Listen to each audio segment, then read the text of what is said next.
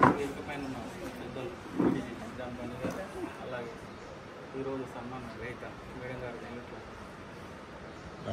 రమాదేవి గారు, అలాగే నాతో లైన్ మెంబర్స్, అలాగే విద్యార్థులు ఈరోజు మధ్యాహ్న నమస్కారం తెలియజేస్తున్నాను. మేడం గారికి ఇవాళ మన లయన్స్ క్లబ్ గణపతి తరఫున చిన్న చిరు సత్కారం చేయాలని భావించుకొని మేడం గారు ముఖ్యంగా ఆదిత్యుగా ఈ సన్మానం కోసం ఇచ్చేసిన మీ అందరికీ నా యొక్క స్వాగతం పలుకుతున్నాను. Thank you. కాళోజీ పురస్కారం అవార్డు తీసుకున్నందుకు మనం ఇక్కడ సన్మానించుకుంటున్నది కూడా చాలా గర్వంగా ఉంది. ఇంకా మేడం ఇంకా మంచి ముందు ఇంకా ఎదగాలి. మనం అందరం మేడం సహకరిస్తూ సహాయ సహకారాలు అందిస్తూ ఇంకా మేడం చేస్తూ నాకు ఈ అవకాశం ఇచ్చిన పెద్దలందరికీ నాకు చాలా సంతోషంగా. మీ అందరికీ నమస్కారం. చాలా సంతోషం. అనుకోని సంఘటన. నేను ఇప్పుడు దీంట్లో పార్టిసిపేట్ చేస్తానని అనుకోలేదు. అది రమాదేవి గారి సన్మానానికి రావడం నా అదృష్టంగా భావిస్తున్నాను. ఇది ఒక స్టేట్ గవర్నమెంట్ తరఫున అత్యున్నతమైనటువంటి పురస్కారం. అది సాహిత్యంలో అంటే రైటింగ్ దాంట్లో ఇచ్చినటువంటిది. గత 11 సంవత్సరాల నుంచి కూడా ఇక్కడ మన తెలంగాణలో ఈ అవార్డుని ఇవ్వడం జరుగుతుంది. ఈ గోరేటి వెంకన్న లాంటి వాళ్ళందరూ గురించి అంటే ఒక దాంట్లో నిష్ణాతులైనటువంటి వ్యక్తులకే ఇవ్వడం జరిగింది. ఈ 11 సంవత్సరాలు మగవాళ్ళకే ఇచ్చింది. ఇది ఫస్ట్ టైము లేడీకి, అది కూడా మన ఊరు నుండి రావడం అనేది కూడా మన గర్వకారణమే. కాబట్టి ఏంటంటే దాంట్లో ఒక 5 కమిటీ మెంబర్స్, అందే స్త్రీ అని తెలంగాణ గీతం రాసినటువంటి అతను చైర్మన్గా ఉన్నాడు.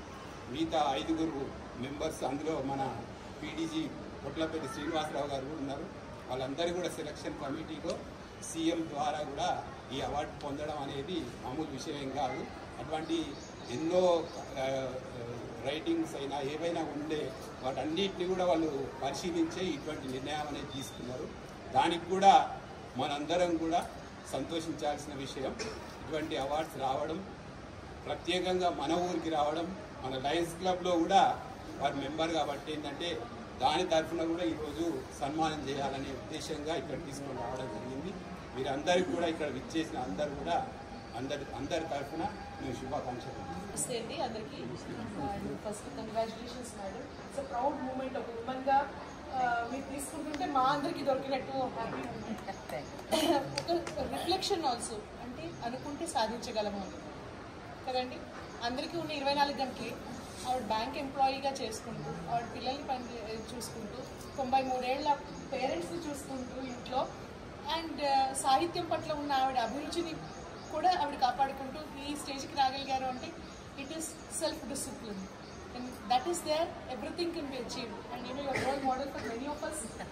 అంటే మేము చేస్తున్నది ఏదో వంక చెప్పేదానికి లేదు, యూ కెన్ డూ ఇట్ అని మీరు మాకు కనిపిస్తుంటారు మేడం. మన అయితే చిన్న రిక్వెస్ట్, లైన్స్ కోస్ట్ నుంచి మీ కార్టూనిస్ట్గా మీరు చెప్పారు కనుక ఈ లైన్స్ కోస్ట్ వల్ల ఎలాంటి మార్పులు వస్తుంది అని చిన్న కార్టూన్స్ ద్వారా మీరు మాకు ఇవ్వగలిగితే మేము దాని ద్వారా ఈ ప్రోగ్రామ్ని ఇంకొంచెం ముందుకు తీసుకెళ్లే ప్రయత్నం చేస్తాము.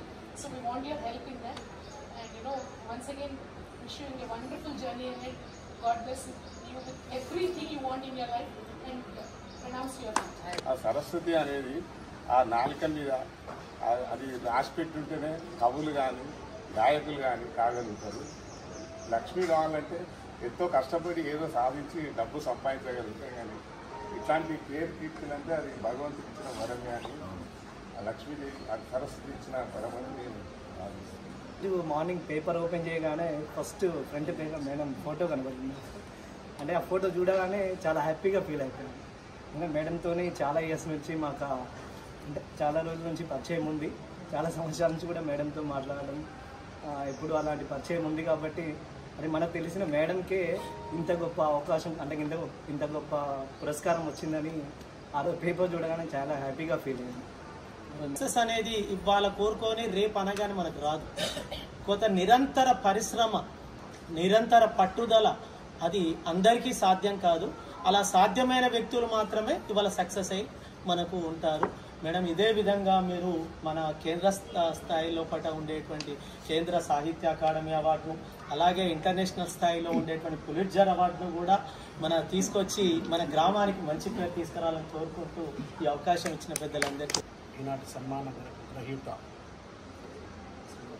రమాదేవి గారు, రీజన్ చైర్పర్సన్ అలాగే ఫస్ట్ ట్రైనర్ లక్ష్మీమూర్తి గారు, లయన్స్ క్లబ్ మిత్రులందరికీ, అలాగే ఫస్ట్ ట్రైనీ టీచర్లకు, విద్యార్థులకు నమస్కారాలు. రేణుక రమా మేడం గారికి ఈ అవార్డు రావడం చాలా సంతోషం. వారి యొక్క సాహిత్య సేవకు ఎప్పుడో రావాలి, మొత్తానికి 11 సంవత్సరాల తర్వాత వచ్చింది. మేము చిన్నప్పటి నుంచి ఇందాక సార్ చెప్పండి, మేము చిన్నప్పటి చూస్తున్నాం మేడం కార్టూన్స్ ఆంధ్ర భూమిలో, ఇంకా చాలా పత్రికల్లో, వారపత్రికల్లో, మాస పత్రికల్లో వాళ్ళ కార్టూన్స్ చాలా ఫన్నీ, చక్కటి ఎన్లైటెన్ కార్టూనిస్ట్గా మొట్టమొదటిగా మేడంకు కాలేజ్ అవార్డు రావడం చాలా సంతోషం. లయన్స్ క్లబ్ ఆఫ్ గన్పూర్ తరఫున, అలాగే సెయింట్ థామస్ పాఠశాల తరఫున టీచర్లందరి పక్షాన మీకు ప్రత్యేకమైనటువంటి అభినందనలు తెలుపుతున్నాం మేడం. అది లెక్క.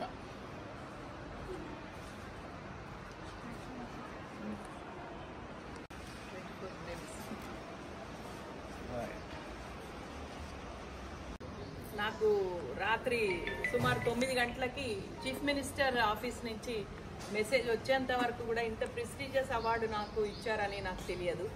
ఆ 9 గంటలకు ప్రెస్ నోట్ బయటికి రాగానే ఒక టీవీ ఛానల్ వాళ్ళు నాకు, అందులో యశోద అని ఉంటారు, ఆమె నాకు ఫోన్ చేసి కంగ్రాచులేషన్స్ అనేదాకా నేను దేనికి అని అనుకున్నాను. అంటే మన పని మనం చేసుకుంటూ పోతే అవార్డ్స్ కానీ, రివార్డ్స్ కానీ, రికగ్నైజేషన్ కానీ వస్తుంది తప్ప మనము అవార్డ్స్ వెనక ఎప్పుడు పరిగెత్తకూడదు.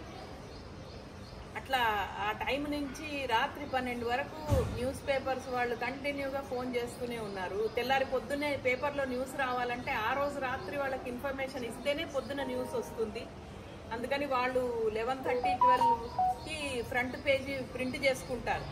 అంటే అది ఎందుకు చెప్తున్నానంటే, మనకు మన టెక్స్ట్ బుక్స్లో చదువుకునే విషయాలే కాకుండా మన చుట్టూ ఏం జరుగుతుందో కూడా ప్రతి విషయం మీద ఒక 2 విషయాలన్నా తెలిసి ఉండాలి, చిన్న ఐటమ్ అన్నా తెలిసి ఉండాలి. అట్లా అంత రాత్రి వాళ్ళు పనిచేస్తారు న్యూస్ పేపర్స్ వాళ్ళు. వాళ్ళకి ఇన్ఫర్మేషన్ ఇచ్చాక ఇంకా 8వ తారీఖు ఒక్కరోజే టైం ఉంది. ఆ రోజు పొద్దున 5 నుంచి కంటిన్యూగా ఫోన్లు వస్తున్నాయి. తర్వాత ఈవినింగ్ 5 వరకు అనేక న్యూస్ ఛానల్స్ మా ఇంటికి వచ్చాయి. అసలు మన ఊరు వాళ్ళందరూ ఆశ్చర్యపోయారు, ఇదేంది అంటే ఒక జాతర లాగా ఉండింది, వాళ్ళు ఎప్పుడు ఎక్స్పెక్ట్ చేయలేదు. అట్లా కంటిన్యూగా నేను లంచ్ కూడా 6 o'clock చేశాను ఆ రోజు ఈవినింగ్. అంత కంటిన్యూస్గా. అంటే ఇంతకుముందు 10 సంవత్సరాలు ఈ అవార్డు సంవత్సరానికి ఒక్కళ్ళకే ఇస్తారు. ఆ అవార్డు 10 మందికి ఇంతకుముందు వచ్చింది అన్ని జిల్లాల నుంచి. మన వరంగల్కి అయితే ఇది 3వ అవార్డు అంతే. వరంగల్లో ఇదివరకు 2 చాలా నిష్ణాతులకు వచ్చింది. ఆ టైంలో ఇట్లా వాళ్ళు చాలా ఇంత సంతోషము, ఇంత రెస్పాన్స్ వేరే వాళ్ళ విషయంగా ఇంత ఎక్కువ లేదు అని అనుకున్నారు. అంటే మేబీ సోషల్ మీడియా ఎక్కువ ఉండటం వల్ల కూడా కావచ్చు.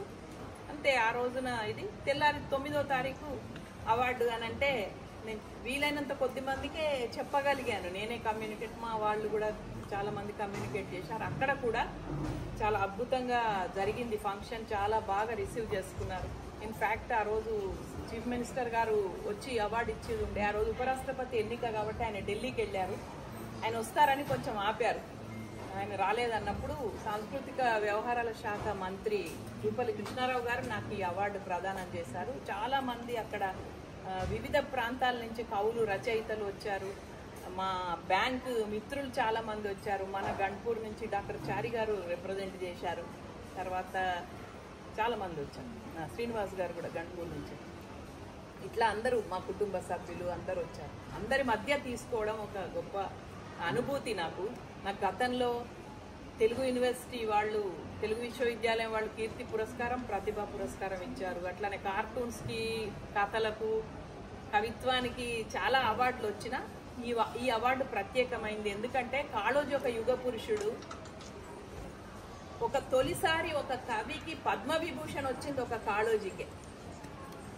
ఒక కవికి మామూలుగా వేరే రంగాలలో వస్తుంది, సినిమాల్లో వస్తుంటుంది పద్మశ్రీలు అవి ఇవి.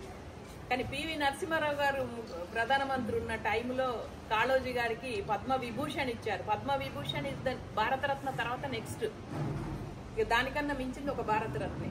అట్లాంటి పద్మ విభూషణ్ అవార్డు తీసుకున్న కాళోజీ ఎంతో మందికి మార్గదర్శకులు. ఆయన ఎంత గొప్పవాళ్ళైనా, ఎంత పెద్ద మనుషులైనా, ఎంత గొప్ప హోదాలో ఉన్నా తప్పు చేస్తే నిలదీసే అంత ధైర్యం ఉండేది. ఆ మాటకొస్తే మన ఉమ్మడి వరంగల్ జిల్లా, ప్రస్తుత జనగాం జిల్లా, ఈ ప్రాంతమే ఒక పెద్ద చైతన్యవంతమైన ప్రాంతం. ఇక్కడ పోతన, ఇక్కడ భాగవతం రచించాడు. తర్వాత సర్వజ్ఞ సింగ భూపాలుడు వచ్చి ఆ భాగవతం నాకు అంకితం ఇవ్వమనంటే అప్పుడు ఈ మనుజేశ్వరాదములకు ఇచ్చి పురంబులు పొందను అన్నాడు. నేను ఎవరికి అంకితం ఇయ్యను ఏ రాజుకు అంటే ఆ రాజు అటాక్ కూడా చేశాడు, ఈ పుస్తకం నాకు అంకితం ఇవ్వని. నేను చెయ్యను అన్నాడు. అట్లా వ్యవసాయం చేయించుకు బతికాడు. అట్లానే వరంగల్ ఇక్కడి నుంచే చాకలి ఐలమ్మ కానీ, ఇక్కడి నుంచే సర్వాయి పాపన్న కానీ, ఇక్కడి నుంచే పాల్పూర్కి సోమనాథుడు వంటి కవులు పుట్టారు. అట్లానే వరంగల్ నుంచి కూడా మనకు ఉమ్మడి వరంగల్ జిల్లా చూసుకుంటే దాశరథి సోదరులు ఇద్దరు నిజాంను వ్యతిరేకించి జైలుకి వెళ్ళారు. దాశరథి కృష్ణమాచార్యులు ఎన్నో పుస్తకాలు రాశారు, గాలిబ్ గజల్స్ ఇవన్నీ రాసిన తర్వాత ఆయన కూడా నిజాంకు వ్యతిరేకంగా పోరాడి జైల్లో నా తెలంగాణ కోటి రత్నాల వీణ అన్న వ్యక్తి మొట్టమొదటి దాశరథి. ఈ నిజాం రాజు తరతరాల బూజు అన్నాడు ఆయన. అంటే అంత ధైర్యం కవులకు ఎట్లా ఉంటుందంటే వాళ్ళు సొంతానికి ఏం ఆశించరు, పబ్లిక్ కొరకే మాట్లాడతారు. ఆ రకంగా అట్లానే దాశరథి రంగాచార్య చిల్లర దేవుళ్ళు అని ఒక మంచి తెలంగాణ మాండలికంలో నవల రాశాడు, అది సినిమాగా కూడా తీశాడు. దాని తర్వాత కాళోజీ సోదరులు, కాళోజీ రామేశ్వరరావు గారు, కాళోజీ నారాయణరావు గారు చాలా ఎటువంటిదైనా వరంగల్లో మొట్టమొదటిసారి నిజాం ప్రభుత్వం వినాయక చవితి ఉత్సవాలు చేయొద్దంటే వరంగల్ కోటలో వినాయక చవితి ఉత్సవాలు చేసిన గొప్పవాడు కాళోజీ. అట్లనే ఆయన మార్గం వేరు. ఆయన ఎంత గొప్పోళ్ళనైనా తప్పు చేస్తే ఎదిరించేవాడు. ఆయన పేరు మీద రాష్ట్ర ప్రభుత్వం ఏర్పడ్డ తర్వాత మొట్టమొదటిసారి ఒక అవార్డు పెట్టి, ఆ అవార్డు ₹1,00,000 అవార్డుకి, అంటే అమౌంట్ గురించి అని కాదు, అది చాలా ప్రతిష్టాత్మకమైన అవార్డు. కాళోజీ అవార్డు ఒకటి, దాశరథి అవార్డు ఒకటి, 2 ఉన్నాయి. కాళోజీ అవార్డు చాలా ప్రతిష్టాత్మకంగా 10 ఏళ్ళు ఇచ్చాక తొలిసారి మహిళలకు ఇద్దాం అనుకున్నప్పుడు ఆ కమిటీలో ఉన్నటువంటి 5గురు కూడా ఏకగ్రీవంగా నా పేరు చేసి సీఎం ఆఫీస్కి పంపడం, మన ముఖ్యమంత్రి రేవంత్ రెడ్డి గారు కూడా దాన్ని ఎలాంటి కొర్రీ లేకుండా చేయడం, దానికి ఒక జీవో ఉంటుంది. ఆ జీవో కూడా రిలీజ్ అయ్యి సబ్సిక్వెంట్గా ఇవన్నీ పరంపర జరిగింది. అయితే నేను ఇది ఏ అవార్డు వచ్చినా, ఏ బహుమతి వచ్చినా ఇది నేను నా ఒక్కదాంది అని అనుకోను.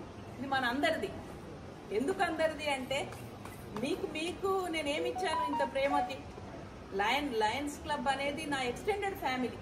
ఒక విధంగా ఎవరైనా ఒక ఊరికి చెందుతారు, ఒక ప్రాంతానికి, ఒక కుటుంబానికి చెందుతారు. వాళ్ళు ఒక్కళ్ళదే ఉండదు. ఎంతో మంది వాళ్ళు, నేను ప్రయాణం చేసే ఈ ప్రయాణంలో, ఈ జర్నీలో ఎంతో మంది ఏదో రకంగా ఏదో నాకు స్ఫూర్తిని ఇచ్చి ఉండొచ్చు, సహాయం ఇచ్చి ఉండొచ్చు.